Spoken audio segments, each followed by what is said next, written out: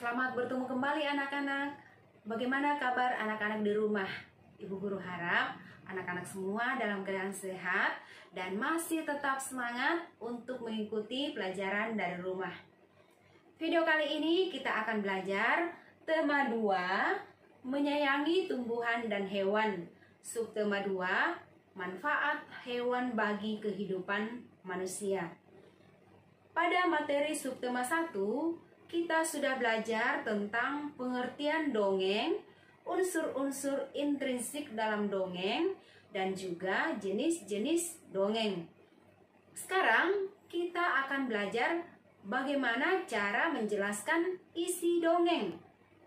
Ya, agar kita bisa menjelaskan isi dari sebuah dongeng, hal yang pertama kita lakukan adalah membaca secara berulang-ulang cerita yang akan diceritakan. Yang kedua, mencatat nama-nama tokoh atau pelaku dalam cerita.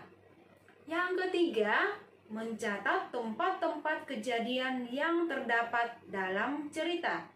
Yang keempat, mencatat hal-hal penting atau gagasan pokok cerita.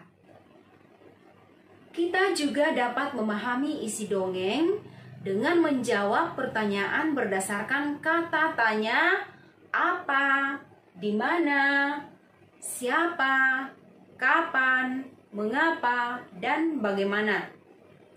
Sekarang anak-anak baca dongeng Kisah Kucing Kecil. Kemudian menuliskan isi dongeng tersebut dengan menjawab pertanyaan dalam peta pikiran berikut. Dongeng tentang kisah kucing kecil termasuk jenis dongeng apa anak-anak? Ayo, siapa yang bisa jawab? Iya, betul sekali. Dongeng tentang kisah kucing kecil termasuk jenis dongeng fabel. Karena dongeng tersebut berisi tentang kehidupan hewan. Materi berikutnya yaitu sifat pertukaran atau komutatif pada perkalian. Sifat pertukaran pada perkalian dapat ditulis sebagai berikut. A kali B sama dengan B kali A. Sifat tersebut menyatakan bahwa hasil perkalian dua bilangan akan sama walaupun posisi kedua bilangan tersebut ditukar. Perhatikan contoh berikut. Ibu akan membeli 24 telur di sebuah toko. Toko tersebut memberikan dua pilihan kemasan kepada ibu. Ada kemasan isi 4 telur dan kemasan 6 telur. Nah, cara menyelesaikan soal tersebut seperti ini ya anak-anak. Pertama, kita buat 2 kotak. Kenapa kita buat 2 kotak ya? Jawabannya karena toko tempat ibu berbelanja menawarin ibu 2 pilihan kemasan. Kotak pertama ini ada 6 kemasan dalam satu kotak. Satu kemasan berisi 4 telur. Kalimat matematikanya ditulis seperti ini ya anak-anak. 6 kali 4. Artinya 6 kali angka 4. Atau angka 4 ini dijumlahkan sebanyak 6 kali. 4 tambah 4 tambah 4 tambah 4 tambah 4 tambah 4. Hasilnya 24. Berikutnya, perhatikan kotak yang kedua. Ini ada 4 kemasan dalam satu kotak. Satu kemasan berisi 6 telur. Kalimat matematikanya ditulis seperti ini. 4 kali 6. Artinya 4 kali angka 6. Atau angka 6 ini dijumlahkan sebanyak 4 kali. 6 tambah 6 tambah 6 tambah 6 sama dengan 24. Jadi 6 kali 4 sama dengan 4 kali 6. Hasilnya 24. Contoh berikutnya.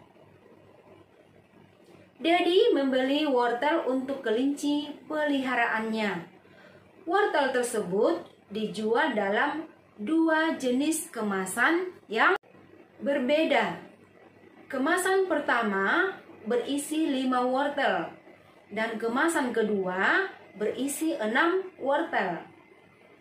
Cara menyelesaikan soal tersebut seperti ini ya anak-anak.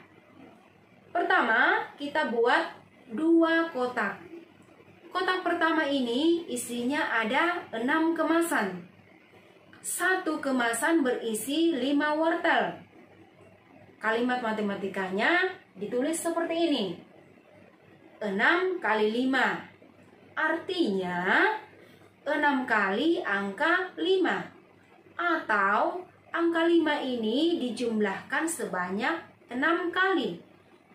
5 tambah 5, tambah 5, tambah 5, tambah 5, tambah 5. Hasilnya 30. Berikut, perhatikan kotak kedua. Ini ada 5 kemasan dalam 1 kotak. 1 kemasan berisi 6 wortel. Kalimat matematikanya ditulis seperti ini. 5 kali 6. Artinya 5 kali angka 6 atau angka 6 ini dijumlahkan sebanyak 5 kali. 6 tambah 6 tambah 6 tambah 6 tambah 6 sama dengan 30. Jadi 6 kali 5 sama dengan 5 kali 6. Hasilnya 30. Sekarang anak-anak di rumah latihan mengerjakan soal-soal berikut.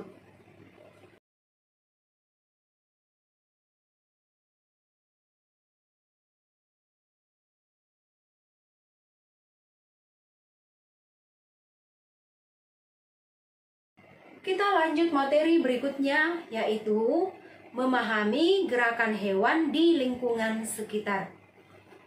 Gerakan hewan yang ada di sekitar kita dapat kita tiru gerakannya. Contoh gerakan hewan misalnya berjalan, melompat, terbang, dan berlari. Hewan yang dapat kita tiru gerakannya misalnya gajah, kemudian kupu-kupu, dan masih banyak hewan-hewan lain. Kita dapat meniru gerak gajah berjalan. Kemudian kita dapat melakukan gerak tari dengan meniru gerakan kupu-kupu. Anak-anak di rumah bisa melakukan latihan meniru gerakan hewan dengan memperhatikan gambar-gambar berikut.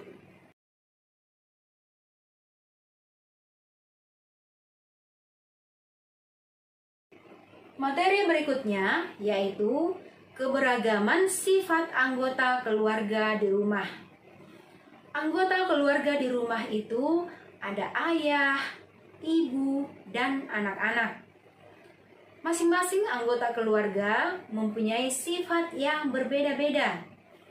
Misalnya, ada yang sifatnya lembut, penyayang, sabar, periang, tegas, dan mungkin juga ada yang sifatnya suka marah-marah. Tapi, walaupun sifat anggota keluarga itu berbeda-beda, sebaiknya kita saling memahami dan saling menghargai agar tercipta hidup rukun di dalam keluarga.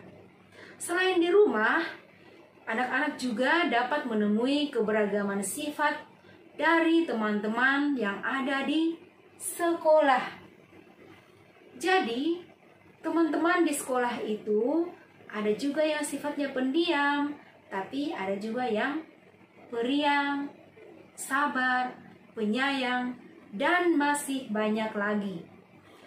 Agar suasana di kelas menjadi nyaman dan menyenangkan, dan proses belajar mengajar pun berjalan dengan aman dan tertib, kita harus saling menghargai, atau kita harus mempunyai sikap toleransi. Dengan melakukan hal-hal tersebut, hidup kita akan terasa damai. Anak-anak di rumah dapat menuliskan keberagaman sifat anggota keluarga di rumah dan di sekolah dengan memperhatikan soal-soal berikut.